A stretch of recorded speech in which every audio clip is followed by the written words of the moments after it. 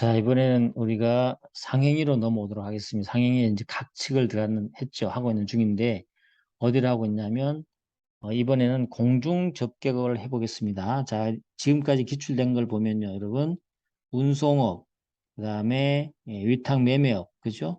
중개상, 대리상과 관련된 내용들이 일부 나왔죠. 그죠? 그리고 뭐 이렇게 이미 공중 접객업에서는 나올 만한 주제였고요.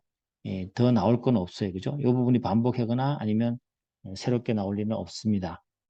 그 다음에 뭐 창고, 금융리수업, 이런 쪽에서 이제 부분적으로 지문이 나올 수 있고요. 한번 나중에 생각해 보면 될 거고, 어쨌거나 지금은 우리가 기출 문제를 보는 거니까 공중접객업이 마지막으로 하고 우리가 넘어가도록 하겠습니다.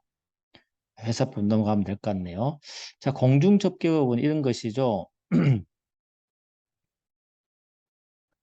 음, 개관을 해보면요. 고객 있고, 서울 호텔이 있고, 이제 투숙을 하게 되죠. 그럴 때 가져가는 것이 트렁크, 자동차, 요걸 생각하시면 돼요. 그래서 투숙 계약했을 때 고객이 가져갔을 때 이 가져가는 물건을 생각하시면 돼요.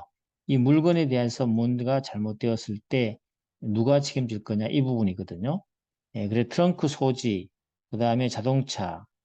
근데 이 트렁크와 자동차가 어때요? 임치 알겠죠? 맡긴 것이 확인되어야만이 호텔 측은 공중 접객업자는 책임진다는 것이거든요. 뭐 하여튼 그런 관점입니다. 이랬을 때 우리가 생각해 볼 것은 공중 접객업자의 개념 크게 뭐 문제되지 않습니다. 극장, 여관 이런 거 생각하시면 될 것 같고, 여기서 핵심 포인트는 공중 접객업자가 책임져야 되는 부분을 생각하시면 되는데, 두 가지 사안을 생각해 볼 수 있어요. 임치받은 물건이 있고 임치받지 않은 물건에 대한 책임을 우리는 항상 생각해야 됩니다. 뭐 고가물에 대한 책임은 우리 운송업 받기 때문에 그렇고요. 책임 소멸시효가 좀 더 짧습니다. 6개월로 되어 있다는 거.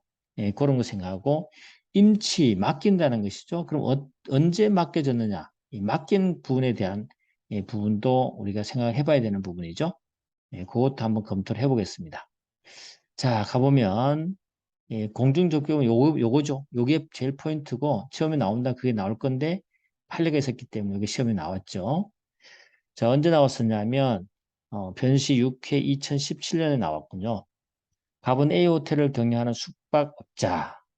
을은 A 호텔 투숙하면서 A 직원이 차량 출입을 통제하고 관리하는 호텔이죠. 누가 관리하고 있네요. 호텔 지하 주차장에 자신의 중저가 소형 자동차를 주차하고 직원의 차량 열쇠까지 맡겼다. 이거는 거의 명시적으로 임치가 되는 것입니다. 알겠죠? 임치가 되는 거예요. 그런 호텔 투숙 중 저가 카메라, 갖고 들어간 카메라가 있었네요. 카메라를 객실에 있는 택자에 놓아두었어요. 근데 A 호텔은 누가 침해했죠? 도둑이 침해했어요. 이 호텔은요, 도둑이 침입하게 되면 호텔 잘못이거든요. 과실이 있네요. 침입해서 을은 카메라와 자동차를 모두 도난당했네. 이럴 때 지금 두 가지가 포인트 됩니다. 하나는 차는 임치했고, 카메라는 지금 맡기지 않고 자기가 가지고 들어갔다 잃어버린 거잖아요. 이럴 때도 책임질 거냐 하는 문제 됩니다.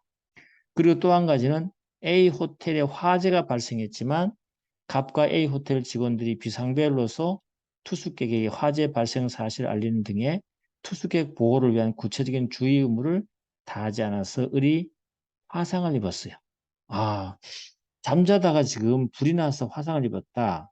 이건 어떤 책임이 될까요? 공중 접객업자가 특히 호텔 같은 경우는 고객들이 안전하게 잘 자고 갈 수 있도록 해줄 수 있는 뭐가 있어요? 주의 의무가 있는데 계약상 주의 의무가 있는 거죠. 계약상 주의 의무를 위반한 거예요, 사실.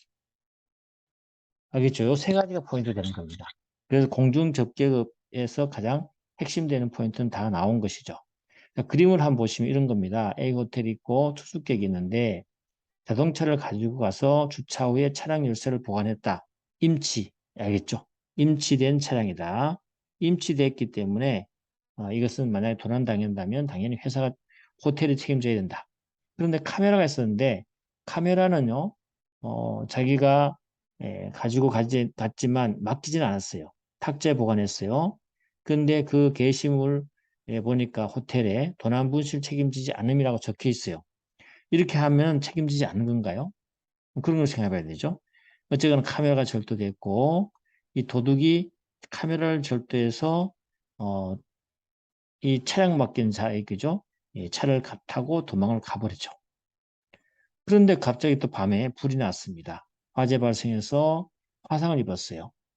다시 말해서 호텔이 주의 의무를 잘 안 했기 때문에 화상을 입게 된 거죠. 그럼 투숙객은 숙박업자에게 어떤 책임을 물어야 되냐 이 말입니다. 그 책임 검토해야 되는 거죠. 이게 과연 불법 행위 책임인가 아니면 계약상 책임인가를 우리가 생각을 해봐야 되는 부분입니다. 알겠죠? 결론을 말하면 계약상 책임이죠. 왜냐하면 숙박업자는 고객을 안전하게 보호해 줘야 됩니다. 계약상 의무로서 투숙 계약을 했잖아요. 그죠? 자, 기억번 가보겠습니다. 갑은 A 호텔의 보관을 의뢰하지 아니한 물건의 도난이나 손상 등에 대하여 책임을 지지 않는다. 라는 내용의 게시물을 부착했다. 한 것만으로도 의뢰 카메라 도난으로 인한 손해에 대해서 배상 책임을 지지 않는다? 틀렸죠. 우리 공중접객업자는요, 이렇게 부착을 했다 하더라도 본인들의 과실이 있을 때는 무조건 책임지는 겁니다. 지금 물건 도난당한 것은 A 호텔이 잘못한 거죠. 과실이 있는 거죠. 그래서 책임이 없음을 알린 경우라 하더라도 공중접객업자는 자기 또는 그 사용인의 과실로 인한 멸실훼손에 대한 책임을 면하지 못하기 때문에 책임져야 됩니다. 알겠죠? 그러게 되는 겁니다. 그래서 임치받지 않은 물건이 되는 거죠. 이 카메라 같은 경우는 이렇게 정리해 볼 수 있습니다. 공중접객업자의 사용이나 과실이 있으면 배상 책임져야 되고요. 물론 이것에 대한 입증은 누구예요? 고객이 해줘야 되죠. 너네들이 잘못해서 불났다. 설령 책임이 없을 게시했다 하더라도 공중접객업자 또는 사용인의 과실이 있다면 당연히 배상 책임져야 된다. 알겠죠? 그리고 이 상법상 특별 책임으로 이러한 책임은 임의 규정이기 때문에 약정으로 다르게 정할 수가 있다. 다음은 니은번입니다. 갑이 을로부터 카메라를 임치받지 않았잖아요. 임치받지 않은 경우에도 갑은 자기 또는 사용인의 과실로 인해서 을이 객실에 놓아둔 카메라를 도난당했을 때는 그 손해를 배상할 책임이 있다? 정답이죠. 맞는 거죠. 맞는 겁니다. 알겠죠? 맞는 겁니다. 당연한 거죠. 임치받지 않은 물건이라도 잘못이 있으면 과실이 있으면 책임진다. 요 원리 알아두시고요. 디귿번 가보시면 갑은 자기 또는 그 사용인이 자동차 보관에 관해서 주의를 게을리하지 아니했음을 증명하지 않으면 이 증명은 뭐죠? 과실에 대한 증명은 누가 해죠?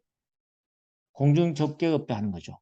그들이 만약 입증하지 않는다면 자동차 도난에 대한 손해를 배상할 책임이 있습니까? 이것 또한 맞습니다. 알겠죠? 그래서 임치받지 않은 부분에서도 과실성 책임지는 것이고 임치받은 물건에 대해서도 마찬가지예요. 보관에 관해서 게을리하지 않았음을 증명하지 못하면 책임지는 거예요. 이걸 놓치시면 안 돼요.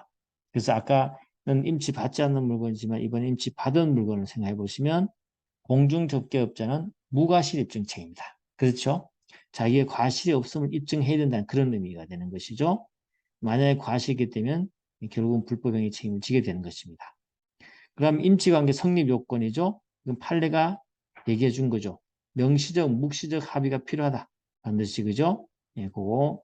그 다음에 아까 차를 이 주차장에 관리자가 있고요. 열쇠를 맡겠다는 것은 명시적 합의가 있는 겁니다.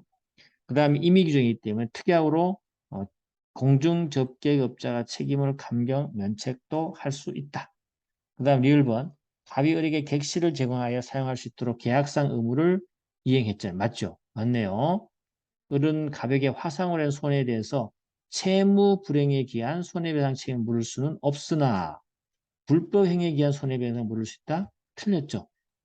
채무 불행의 손해배상 책임을 물을 수 있고요. 불법 행위 아니에요. 객실을 제공하는 뭐죠? 단기 숙박 계약이죠. 계약 의무 위반입니다. 여러분 그렇게 알아두셔야 됩니다.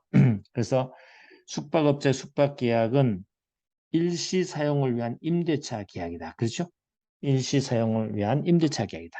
여관의 객실 및 관련 시설은 숙박업체 지배 아래 놓여 있기 때문에 통상 임대차와 같이 단순히 여관의 객실 관련 시설 제공해서 사용 수기할 의무를 부담도 하고요. 동시에 고객이 위험이 없고 안전하고 편안한 객실을 사용할 수 있도록 어떻게 돼요? 안전배려 의무가 있죠? 이걸 뭐라고 하냐면 보호 의무입니다. 이 보호 의무를 위반한 거죠. 그래서 신실장 인정되는 부수인 의무로서 숙박업자가 이를 위반해서 고객의 생명, 신체에 손해를 입혔기 때문에 그래서 완전하게 잘 자고 나게 해줘야 되는데 지금 불완전하게 상처를 내서 내보낸 거잖아요. 그렇죠? 이거 뭐죠? 이행을 불완전하게 한 거죠. 불완전 이행이죠. 불완전 이행도 여러분 민법에서 배우셨겠지만 채무불행이죠. 채무불행의 한 종류입니다. 그래서 채무불행 책임을 질 수밖에 없다. 이해되셨나요? 예, 그렇게 되는 겁니다.